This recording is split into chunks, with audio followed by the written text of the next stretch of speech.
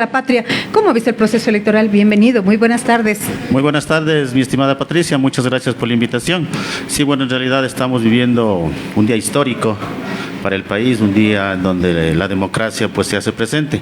En la mañana pues salimos a ejercer nuestro derecho al voto, acompañé a mi papá a Santa Rosa, nosotros somos originarios de esa parroquia, en donde ejerció el voto mi papá, y yo luego más tarde asistí al recinto del Colegio Hispanoamérica, donde ejercí mi derecho al voto.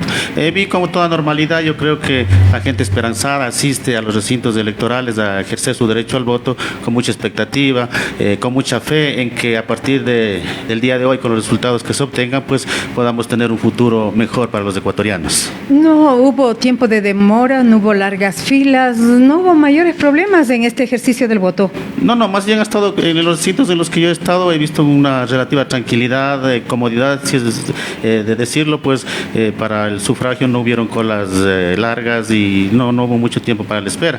Y yo creo que se ha ido desarrollando de una forma normal, tranquila sobre todo, a pesar de los momentos difíciles que vive el país en torno a la inseguridad. Sin embargo, se ha visto tranquilidad, sobre todo pues las personas, como le digo, pues esperanzados en el que se dé el inicio de un futuro mejor para los ecuatorianos. Y hay que afirmar, la inseguridad se siente mucho más en la costa ecuatoriana, especialmente en Esmeraldas, en el Guayas, en Manabí y otros sectores. Aquí todavía podemos respirar, como quien dice, un aire de tranquilidad, a diferencia de lo que vemos, por ejemplo, a nivel nacional, los candidatos presidenciales haciendo uso de chalecos, de cascos. Y claro, de un ejército de seguridad. Sí, yo creo que en el centro del país mismo todavía vivimos en estado de tranquilidad. A lo mejor por el sitio estratégico en la situación geográfica de nuestro país, nosotros no tenemos puertos, no tenemos aeropuertos en donde se podría decir que las mafias podrían operar, ¿no? En el centro del país existe una relativa tranquilidad, por lo cual pues hemos visto que la ciudadanía se ha acercado, inclusive con niños, con sus hijos, han asistido a ejercer su voto y se ha notado cierta tranquilidad.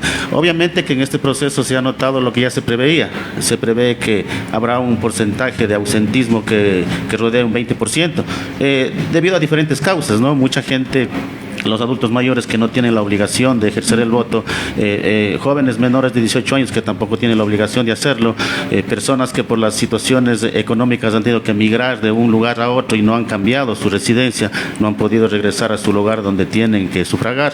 En los últimos años hemos visto la emigración hacia los países extranjeros también, que ha sido en gran número. Quienes están viviendo en otros países tampoco se han podido empadronar en esos países, y debido a todo eso, pues el ausentismo se prevé que será de un 20%. Eso es el porcentaje promedio que se ha dado en los últimos 20 años prácticamente. De igual forma se prevé que entre los votos blancos y nulos también bordee cercano a un 20%. Esto es debido a la desidia que tiene la ciudadanía hacia los entes políticos. La gente desconfía mucho de los políticos, ¿no? Y dice peor de algunos que ya los vemos tanto tiempo, como que hay cierta resistencia. Sí, de hecho inclusive ha aumentado, ¿no? Normalmente existe ese rechazo de la clase política, pero en la actualidad, al ver que inclusive personas que estuvieron ya en la asamblea se vuelven a postular, que políticos que ya han pasado años en sus participaciones han vuelto. Pero la experiencia no es más bien en cualquier ámbito del acontecer, quizás una puerta que nos abre a estar más capacitados para ejercer el derecho de gobernar. En casos especiales la experiencia es muy importante, pero si es que usted tuvo un pasado político en donde tuvo un buen actuar, una buena participación, entonces obviamente que su experiencia va a ser importante. Pero si tuvo un pasado político en donde su experiencia no fue buena, su actuar no fue bueno, pues no podemos considerar que podrían mantenerse dentro de esos sitiales de poder público. Muchos hablan de los outsiders, pero parece que el tiempo no les favorecía para que los identifiquen, los conozcan y los prefieran. Sí, en ese caso podríamos hablar de candidato a la presidencia Daniel Noboa, ¿no? Yo creo que si es que hubiera una semana más o unos 15 días más, a lo mejor estaríamos hablando de alguien que estaría fijo en la segunda vuelta. Sin embargo, creo que el tiempo limitado que se les dio por este proceso, que fue atípico de todo punto de vista, pues le puede perjudicar. En torno a los resultados mismos, yo creo que tendremos que de cada 100 ecuatorianos habilitados para sufragar, solamente 60 van a hacer el uso de un voto válido. Eso significa que simplemente con un 20% de personas habilitadas para votar, un candidato puede estar en la segunda vuelta. E inclusive con un 25% puede ganar en una sola vuelta, porque ese 25% de votos, ya en el conteo de votos válidos, pues se transfiere prácticamente a un 40%. Es decir, ¿existe la posibilidad de que alguien gane en primera vuelta entonces? Sí, podría haber esa posibilidad porque por el porcentaje que se necesita debido al ausentismo y a los votos blancos y nulos que se van a dar, tomando en cuenta únicamente el promedio general que se ha dado en los últimos 20 años de ausentismo y de votos blancos y nulos, yo creo que si alguien logra acaparar la cuarta parte de la votación de la cantidad de ciudadanos habilitados para votar, eso se transferirá más de un 40%, que es necesario en una vuelta para ganar la presidencia. Pero que no le da estabilidad, porque no se olvide que hace rato quien llegaba al poder era aquel que tenía el 51% o el 50 más el 1%. Entonces, como que difiere eso, ¿no? Sí, en todo caso, la segunda vuelta es que se necesitará de un 51%, pero igual para llegar a un 51% solo necesitarán de un 30% de personas habilitadas para votar, porque en la segunda vuelta igual se dará el porcentaje de ausentismo y de personas que votarán blancos y nulos. Entonces, por eso es que no se puede tener una autoridad con un apoyo real de un porcentaje mayoritario en torno a los porcentajes que se dan en el conteo mismo ya del resultado final, porque los votos nulos blancos no se cuentan y obviamente solamente son los votos válidos. El porcentaje de electorado, pues yo creo que no superará de los habilitados para votar, de un 100% a un 60% de votos válidos. Y quizás lo más triste es que se mantendrá la pugna entre el Poder Ejecutivo y el Poder Legislativo.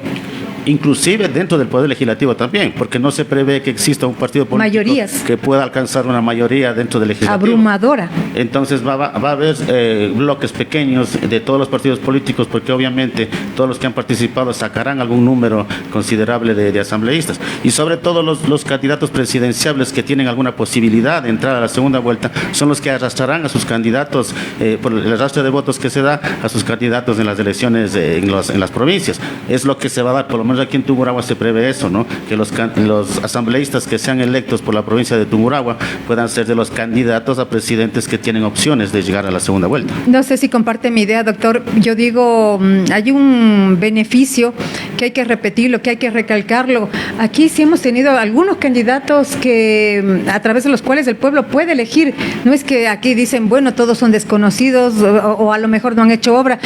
Los identificamos casi a todos y sí tenemos unas 4, 5, 6 opciones tranquilamente válidas. Sí, en todo caso, en todos los procesos electorales de elección de asambleístas hemos tenido candidatos válidos, candidatos que saben del tema, candidatos que conocen y que tienen experiencia. Sin embargo, en este fenómeno del arrastre de votos, mucha gente se identifica por el candidato presidenciable y luego piensa que pesa mucho, ¿no? Sí, lamentablemente eso es lo que pesa mucho. Si usted no tiene un buen candidato presidencial, no le va a favorecer los resultados siendo un buen candidato en la provincia. Es muy complicado realmente que alguien que no esté apadrinado por un candidato presidencial con opciones pueda tener la posibilidad de obtener un escaño en la Asamblea Nacional. Ustedes hemos visto en el último proceso mismo personas prácticamente desconocidas que no habían tenido un actuar político anterior, no habían tenido ninguna experiencia, sin embargo llegaron a obtener un puesto dentro de la Asamblea gracias al arrastre de su candidato presidenciable que tenía en ese momento opciones de ganar. Muchas gracias por el análisis. Un placer, doctor. Muchas gracias, mi estimada Patricia. Estamos a las órdenes y con la expectativa, ¿no?, de que hoy a las 5 de la tarde pues ya podamos tener, sabía que sí están autorizados las encuestadoras para dar los resultados de un exit poll.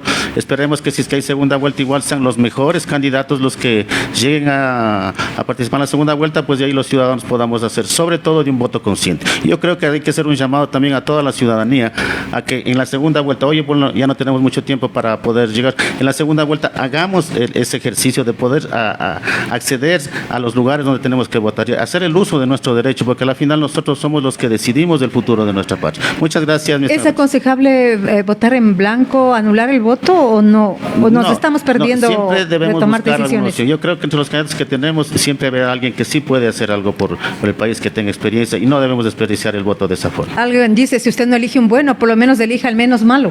Sí, en ese caso siempre habrá alguien que sea menos malo que los demás. Pero yo creo que hay algunos candidatos que sí tienen el corazón, más que todo el sentido humano de trabajar. 3 candidatos que vienen de Harvard, que se han preparado, que se han educado, que se han capacitado. Sí, es una garantía, ¿no? Sí, son muy preparados. Ahí lo que tiene que ver es la voluntad de servicio a la ciudadanía que se tiene que dar. Sí, porque muchas personas pueden tener una preparación genial, pero a veces no existe esa voluntad política o ese deseo de ayudar. Yo creo que eso debería ser muy importante. Actuar con humanismo sobre todo. Muchas gracias, un placer, que le vaya muy bien. Muchas gracias a usted y a las órdenes. Hemos dialogado con el doctor Iván Gavilanes, desde el secretario del Gobierno Provincial de Tungurahua, quien ha tenido la gentileza de acompañarnos esta tarde. Regresamos.